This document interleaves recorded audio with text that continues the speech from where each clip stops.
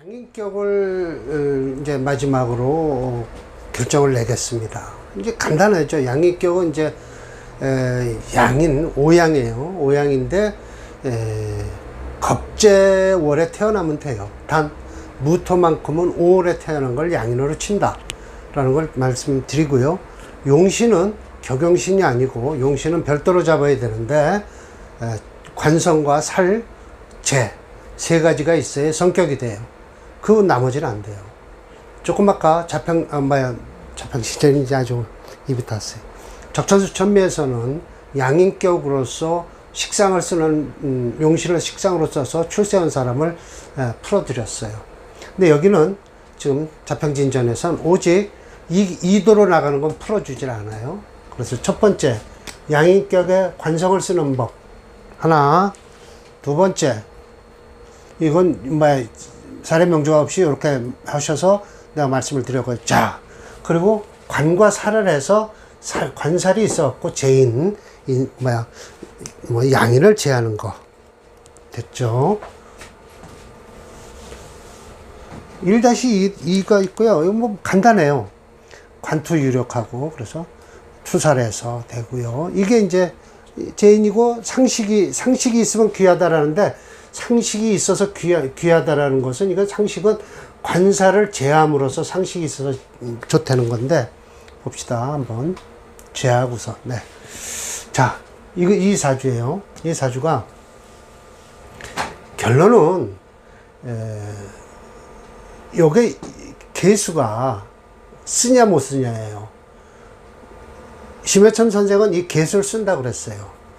근데 우리가 음양체육론으로 보면 이 상관을 못 써요. 상관을 못 쓰고 금체라 화를 쓰면서 목이 희신이에요. 그러면 재성이 희신이 되는 거예요. 그러면 식신은 쓸 필요가 없어요. 식신은 소리를 할 필요가 없는 거예요. 근데 식상이 있어야 귀하다고 했죠. 자, 이 말이에요. 식상이 귀자는 어때서인가? 이것은 인성이 보호해서다라는 건데, 이 소리나 마찬가지예요. 이게 인성이 식상이 튀어나와서 무게합을 해줬다는 거거든요. 부태요 그렇게까지 이론을 따질 게 필요 있나요? 아무 소리 하지 말고, 음양체육론으로 딱 보면, 금체, 화목령으로 들어가면 되잖아요. 네. 금체, 화목령. 간단해요. 자, 이것도 가평장, 평장은 분명하게 말씀드릴게요. 벼슬이라고 그랬어요. 이거는 분명히 재성을 써요. 아주 정확하잖아요. 재성을 쓰잖아요. 그러니까 관살재 외에는 쓸 수가 없다. 식상이 있어서 귀하다? 천만에 귀할 게 없어요. 저 무토가 합을 했기 때문에 귀하다는 뜻이죠. 7번 무명시. 이게 이제 끝이에요. 사례가 5개니까. 식상에 이것도 관성을 써요. 근데 관살이 경쟁에서 투출했대요. 그랬는데 요 임수가 이렇게 합을 해서, 정임합을 해서 유일하게 살이 남아서 아름다웠다라고 하는데, 그러든 저러든 저는 금이 강해서, 금수가 강해서 화를 쓸 수밖에 없다. 목이 없는 게 아쉽다라는 것이죠. 이 사람 운 별로죠. 6월에 태어나서 순행을 해가니 조금 이따 이제 추운론에서 대운을 보면 되겠죠. 무명시예요. 관살이 경출했어요. 아까 그런데 이미 정으로 다 합관을 해서 순수해서 부잡하지 않아서 취했다라는 거예요. 자, 그래서 더 이상 없는데 오늘 강의는 3개인가 제가 추출해 봤어요. 모두 다 설화고가 추천한 사주예요. 관살장에서. 자, 이게 바로 그 유명한 청나라 건용 황제 명조예요. 이 사주를 들이밀면서 여기다 사례 1번이라고 그랬죠. 왜? 지명장 첫 번째 나오는 장이니까 1번을 넣었어요. 제가. 그리고 이거야말로 정확하게 경금이 6월에 태어나서 금이 강하죠. 그래서 화가 용신이에요. 경출을 해서 경쟁에서 투출했다고 해도 그냥 쓰는 거예요. 합이 안 들어도 여기가 임수가 있든 없든 아무 관계 없어요. 그냥 쓰는 거예요. 말만 하죠. 즉, 이 사람이 누가 얘기한 거예요? 설화고가 얘기한 거예요. 즉, 양인격에 관과 살이 경출, 경쟁에서 투출했다. 그러나 임철천님은 양행격이라는 말을 언급하지 않고 아래와 같이 설명했다. 한번 볼까요? 자, 적천수로 들어갑니다. 천간으로다가 경신 정병이 있어요. 바로 짝이 돼요. 화가 단련을 시켜요. 추금, 가을의 금을. 지질은 좌우묘유예요.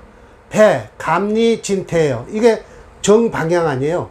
북쪽, 남쪽, 동쪽, 서쪽. 바로 정으로다 감리, 진태가 돼요. 지전 사정기관. 네 기관이 있어갖고 팔통으로 돌아요. 예. 그런데 오행이 바로 다행스러운 게 토가 없어요. 출형에 태어났지만 이 탄자에는 태어날 탄자죠. 부작, 왕론. 왕하다고 논하지 말라라고 했지만 왕론이에요. 왜? 강한 건 강한 거니까요. 최희, 좌오충하고, 이제 여기서 참 재미난 말씀을 하셔요. 자, 좌오가 충을 하니까, 쓱 충을 하니까 이 오화가 유금을 건드리질 않는데, 그런데 오화가 또 유금을 건드리면서 묘유충이 안 일어난다. 이런 식으로 자꾸만 말을 바꿔서 하세요. 좌우충이 일어나고 묘유충이 일어나는 거죠. 아주. 그렇잖아요.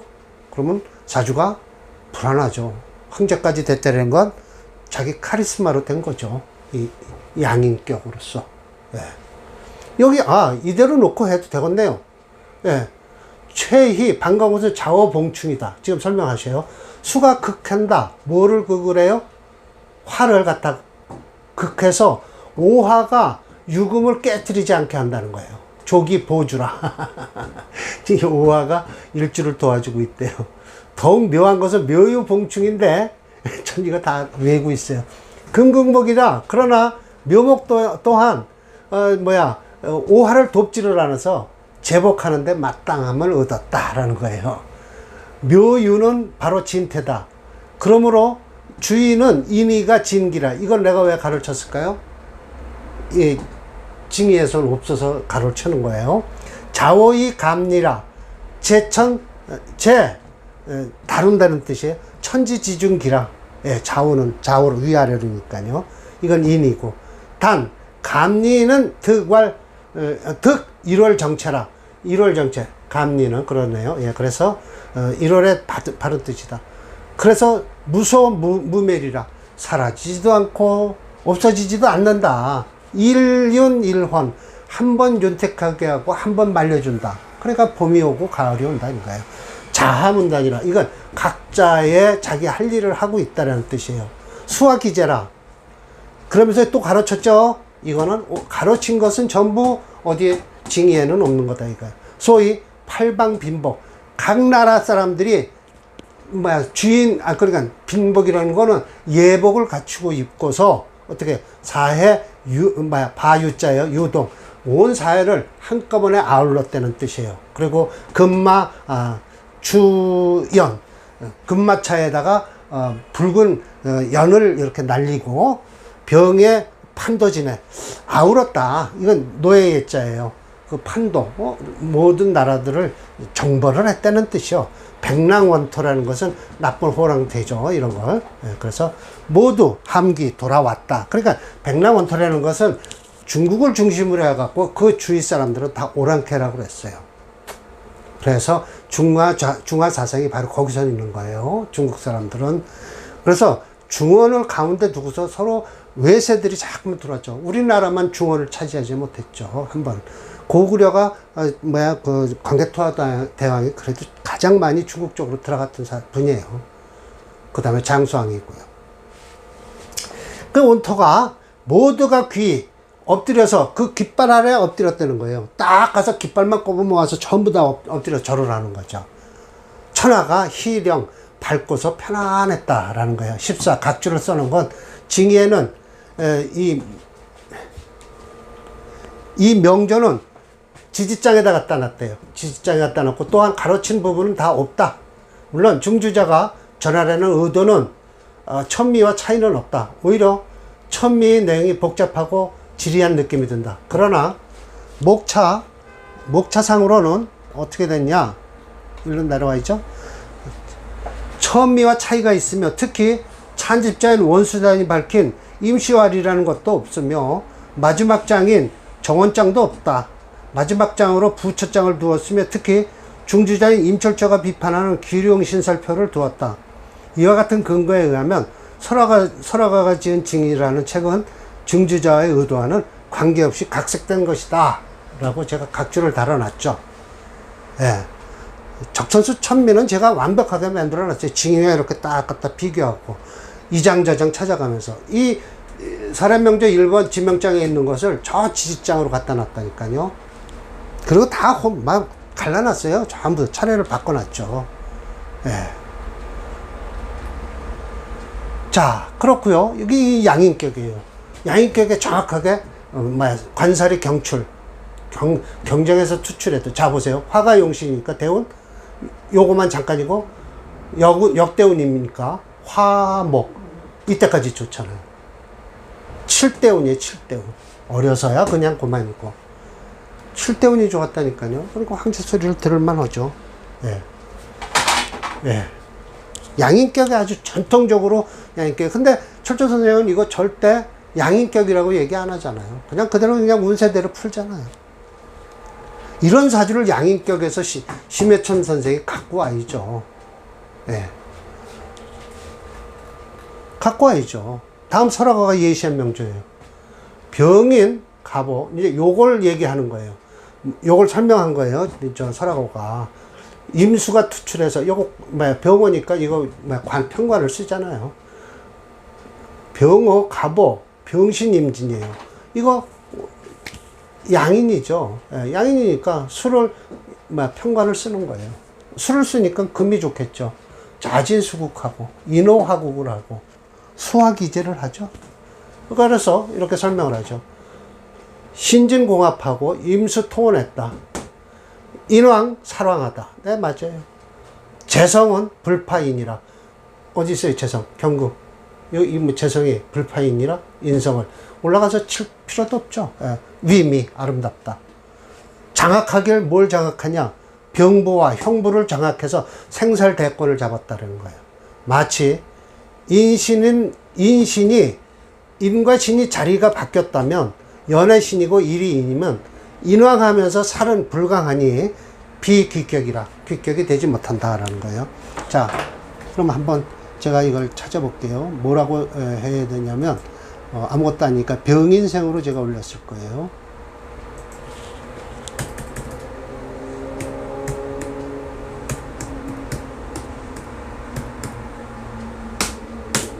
네, 맞죠? 딱 나오잖아요. 대운 볼까요?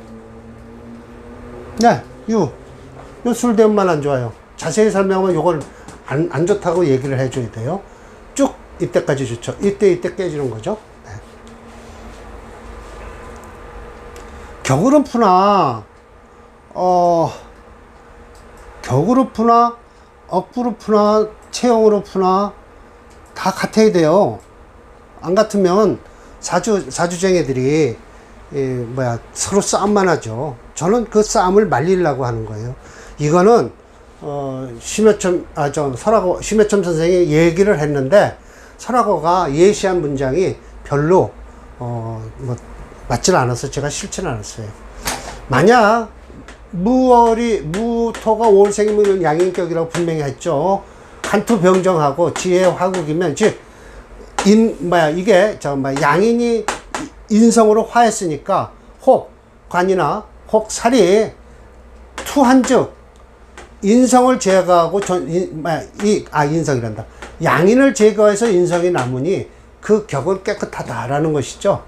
오히려 재성과 살이 병투하면 즉 인성을 제거하고 살만 남는 그 껄끄러움을 범하는 것이니 부작 생살 제살 지혜로 논하지 마라. 부기는 둘 다 허공에 떴다라는 것이죠. 약간 좀 덥네요. 선풍기 좀 켜고요. 오늘 좀 날이 뜨뜻해서 별로 안 더워서 선풍기를 안 켰더니 좀 덥습니다. 사례명저가 하나인가 남았을 거예요. 네. 어이 시원하네요. 제가 지금 불을 다 끄고 하는 겁니다. 이거는 비임 때문에. 예, 불을 다 끄고 문을 닫았어요. 왜? 문을 닫아야만이 커튼을 치고 그래야만이 이 낮이니까 이 빛이 비치죠. 그래서 제가 좀 더운 거예요. 자평진전 할 때는 적천수 할 때는 문 다 열어놓고 하죠. 예. 직접 OSB로 하니까 이거는 빔으로 하는 거예요. 그래서 이게 이제 그렇게 해서 1-4번 간단해요. 5가지 경우인데 3가지 경우예요. 관살, 재를 쓰는데 이것도 마찬가지예요. 재성을 쓰는 거예요. 양인이 재성을 쓸 때는 어떡하냐. 격은 그렇게 반갑지는 않아요. 예. 그렇게 때려잡아야 되는데 양인이면 재성이 들어오면 얼른 잡아먹으려고 그러잖아요. 그런데 조건이 있다. 재성이 뿌리가 튼튼하면 바로 식상을 쓴다 이거예요. 식상을 쓰게 되면 그 양인성을 뽑아갖고 식상이 양인의 기운을 뽑아서 재를 살린다 이거야. 그 대신 양인이 강해야만이 된다. 양인이 강해. 똑같이. 그래서 비록 비교는 안 된다. 건록, 월곡격과는 비교가 안 되지만 그래도 귀하면 취할 수 있다. 그리고 역시 부기도 취할 수 있다. 그렇지 않으면 즉 인과 재가 서로 싸우면 안 되죠. 요 식상이 가운데 껴요. 불성국, 북을 이룰 수 없다. 이것도 이렇게 말만 심해점 선생이 하시고 사례명자가 없어요. 그래서 이것도 심해점의 사례명자가 없다. 그래서 서하고의 예시한 명조를 대신할 것이다 라고 했어요. 이 갑신생이에요. 갑신, 병자, 이민, 계해. 자 보세요. 양인격이죠. 네, 양인격이에요. 그런데 이게 지금 뭐예요? 식상이죠. 여기 식상이 있고 이게 뭐예요? 재성이죠. 그런데 이 재성을 쓰겠다는 거예요. 제가 찾아봐서 갑신생이면 용신이 뭔가를 봤어요. 그러니까 이거는 뭐를 지금 첫 번째 찾아야 되느냐? 토를 찾아야 되는 거예요. 일단요. 수체 토화 용조예요. 그래서 수체 토화 용조에서 토가 없으니까 화 목으로 가면 된다라는 거예요. 이 사주가. 그러면 자월에 태어났으니까 이거 양년이죠. 자, 해자, 축 지나면 임묘진, 사오미 끝내주는 사주가 되겠죠. 예. 자, 병신생 사주를 보겠습니다.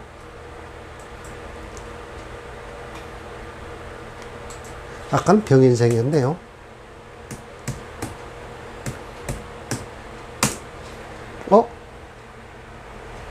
이거 마지막으로 안 넣나요? 안 넣으면 안 되는데. 병신. 어허.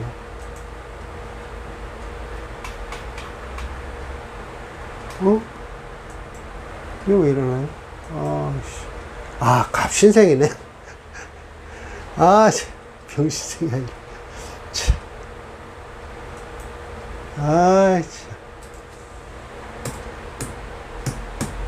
갑신생이네요. 예, 맞습니다. 딱 나오잖아요. 갑신. 양인격이에요, 양인격. 그러면 이게 뭐예요? 수체. 토로 막아야 돼요. 토화용조예요. 그런데 토가 없으니까 화로서 막고 수체. 토화용조에서 토불가. 수체. 화목으로 가면 돼요. 자, 대운 좀 봅시다. 예. 천간으로는 좀 그렇죠? 천간으로는 그렇죠. 그러나 지지로는 이 경진대운이 제일 안 좋고요. 천간으로는 그렇죠. 예. 우선 격영신으로 한번 봅시다. 격영신을 보더라도 일단 병갑이 돼야 되니까 천간으로 들어오는 개수나 경금 이런 거는 들어와서 불탄지를 하죠. 지지만 좋은 거죠. 지지만. 그러면 요즘 흔한 사주가 그래요. 5년 좋았다, 5년 나빴다. 그래서 사주를 볼 때 우리가 권하는 건 이렇죠. 천간으로 좀 안 좋은 운이 들어오면 좀 쉬어라 라고 하고 세운을 기다려라 라고 하고요. 지지는 중요합니다. 생사는 지지에 걸렸어요. 예, 항상 임철철 선생은 생사만큼은 지지로 봐요. 지지 와서 충하면 분명하게 무슨 사건 사고가 일어납니다. 근데 격국론에서는 천간으로 보니까 이런 사주는 천간으로 보면 지금 용신이 병갑으로 되어 있으니까 이 사주가 무기는 관계없어요. 이건 관계없는데 이 경신인계를 어떻게 남길 거냐. 제일 중요한 문제죠. 그런데 지지로 대운의 싸움이 이렇게 흐르니까 그냥 무난하게, 아니 무난은 아니죠. 세운을 보고 버팅겨라 이렇게 얘기를 하죠. 그러면 이런 일은 사건 사고가 많이 일어나겠죠. 죽지는 않아도 죽는 건 지지에서 충 일어날 때 죽어요. 예.